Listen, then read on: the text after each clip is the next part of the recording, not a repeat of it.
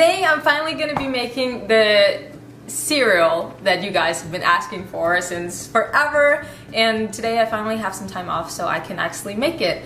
And I was gonna do the whole thing as to how I'm gonna make it and then show you guys at the end, but all three of us, my two camera women, we got so excited that we actually ate it before I remembered. That's actually so good. That's how good it is. We had chocolate pudding and chocolate fudge and chocolate cake and whatever description for it, so you can imagine how fast it went by, and yeah, we have very little left. So either way, I'm gonna be showing you this recipe for how to make this cereal, and it is super good. I hope you like this video. Let me know if you enjoy it and if you want more recipes, because I will create more for you because I like doing it. This is a simple way to love yourself and just put some good fuel and good vibes and good energy into your body, and you'll be full for long and you'll do really well on it. So I hope you like it. First thing that you're gonna need to make this cereal is about 2/3 of a banana, a ripe one that has speckles, 2 eggs, about half a cup of pecans, and about half a cup of walnuts, and 1 big tablespoon of almond butter. You're gonna need some raw cacao powder, nutmeg, cinnamon, cayenne, and ginger. You wanna invest in a food processor, and they're really cheap. I think this was $10 or $15 at CVS or something. Super cheap. And you wanna add your nuts and all the spices. At this point, it's really just a matter of how much you prefer. And I would say cinnamon. You guys know that I absolutely love cinnamon, so I always go crazy with that. I just can't get enough. Ginger, hate it or love it, but I love it. So a little bit of that. And cayenne, I would say don't go overboard with that. This is not a recipe that you want spicy. I am half Thai, but you know, not too much in this one. I love cacao, and the more chocolatey you want it, the more you just put in. But I use about 2 heaping teaspoons, like that. Now you want to just keep blending this till it's really fine. Some people like it chunky, but I'm going to show you how I make it the way that I like it best. Now when you have a consistency that looks something like this, that's pretty good. Probably the bigger it is, this chopper thing, the bigger it is, the easier it is to get fine. This one, if you fill it up too much, it's not that easy. So once you have your nuts grinded up finely like that, you want to take your banana and mash it. And I'm gonna use about 2/3 of this because this one is just a little bit too much. And as I said, put it in the freezer and you can use it for your smoothies and whatever. Frozen bananas just never goes to waste. Once that's done, you want to crack your eggs in there.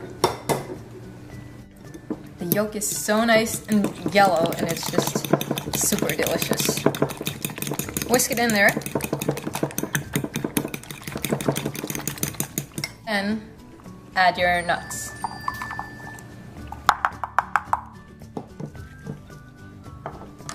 Now you want to add a spoonful of almond butter, and once again, it's a matter of preference, but maybe a little more than that. And then just stir it together. Now if you have all these ingredients in the house, it's really simple to make every morning if you want it. Now if it's a little thick, you can actually add a little splash of almond milk. I always get vanilla flavor, it's just so much better. Just a little splash. Turn on your stove and find a good size pot. And this is where this tool comes in handy. And this just looks like something I could just eat. This looks like you're making a chocolate cake, basically, but you're not. Pour the entire thing in your pot. And now for the important part. You have to keep scraping the bottom. Turn down the heat a little bit, and you see how it starts to cook at the bottom? It gets stiff. You want to keep stirring it. This is really all about texture and how to not burn it, and it will burn so fast if you don't keep doing this. So keep scraping the bottom, keep scraping the sides so that it doesn't burn. And you keep doing this for a couple of minutes. Whatever your stove is like, just make sure it's on medium heat and it doesn't burn. You see how it starts to thicken? You don't want it to be completely overcooked and stiff, but this is what you're going for. You can always play around with it and see what you like, and we all have our preference as to how liquid or thick we want it to be, but I think this is just about right. So turn it off. Nice and thick texture. Put it in your bowl.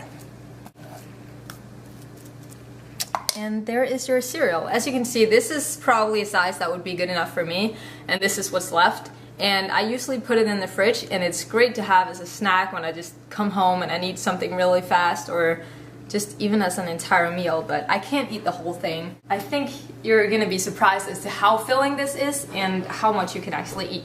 Now, I actually thought I wouldn't be able to shoot this video today, so I didn't take him out, but a really good idea is to buy frozen raspberries and just let them sit out on the counter, or put them in the fridge depending on when you want to use them, and they'll thaw out and get really nice and juicy, and they're really good to put on top of your ice cream too, just saying.